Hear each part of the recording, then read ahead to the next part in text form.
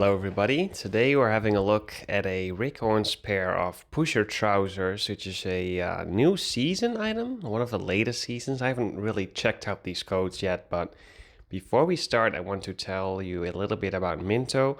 No sponsor, but a lot of people have been asking about where you're getting deals and stuff like that. So these pusher trousers are one of the latest seasons and I already got them for 40 to 45% off. And that's just because I keep track of the entire overview of the Minto Rick Owens keyword section. And what's interesting about it is that some items just come in new and they're already 25% off. So that's just the listed price is 25% off. You can see that there's like money deducted from the retail price. And then you get an email like everything is 20% off extra if you use this code at the checkout. And I always do that to see what prices they give me. And yeah, it's almost always 20% off on Minto, and if you find good boutiques who have already discounted a few items, then it can be quite rewarding to use those extra discount codes in the checkout. So these were 40 to 45% off. I don't know really what the original retail price was of this, but it's above 1,000, I think, or close to 1,000. And yeah, I was looking for some bigger trousers like these, and it just fits better with the outerwear silhouettes that I have for winter. They're comfortable. The only thing that I really dislike or am missing is a little bit of a higher rise and a lower drop crotch. But since it doesn't have that, it's more comfortable, better to wear, more flexible. It's really a functional pair of trousers. The pusher buttons work. You got pockets at the back as well as on the front. I do think the pockets at the back add value to these trousers because it doesn't look as bland as some of the mainline trousers that don't have any pockets on the back. I always think it's a little boring. And if you haven't noticed, I'm trying to figure out some stuff with the lights and a microphone so we can get a little bit better quality for these videos. They're always really easy to make for me personally.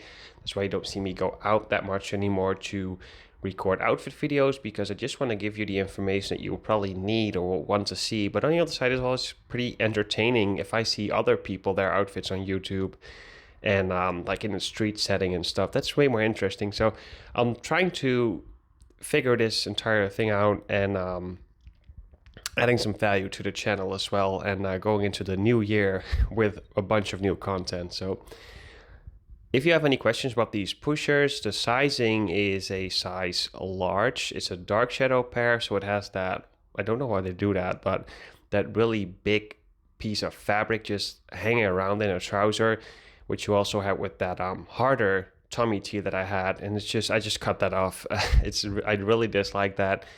But the only, yeah, one of the only downsides, as I mentioned, is that missing big drop crotch, because I always think that adds a lot of value to my personal outfits. But also a pretty low rise has something to do with that, but maybe I'm just wearing it too low to create more of a drop crotch.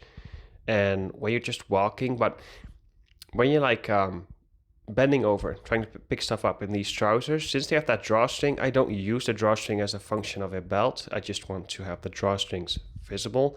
For me personally, that's the way it works. Then the pants sag a little bit. So I got a size large. I got a size large as well in my prisoner trousers. And I do the same thing with that. I don't want to bundle them up, these laces, and just use them as a belt. I want to have them as low as possible, actually.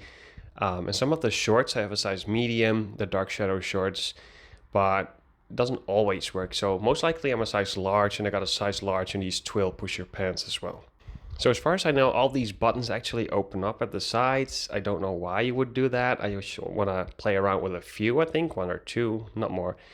And when I'm wearing like higher sneakers, I'm still going to be tucking that stuff behind the tongue, because if I'm wearing a pair of like hairy cargo baskets, then I don't want to put an entire pair of pants over it to just show off the bottom part. That's not the way it works for me personally. But if you're wearing double bumpers, I can totally understand, or like wearing a all black pair of leather boots, let's say from Rick Owens, then I can understand that you just want to show off a unique sole. But I don't have many sneakers that fit that criteria, so the only double bumpers that I have are the silver ones and the dark shadow double bumpers at the moment, and those work quite well with these, as you can see in the overlay. But still, I will probably always tuck it behind the tongue a little bit, like the piece of fabric at the front, and then open one button at the side so you can see a little bit of drop at the back, which I think is cool. So what do you think of these trousers? Did you get these? Did you know about Minto? Let's talk about it, and I'll show you some more deals in the future.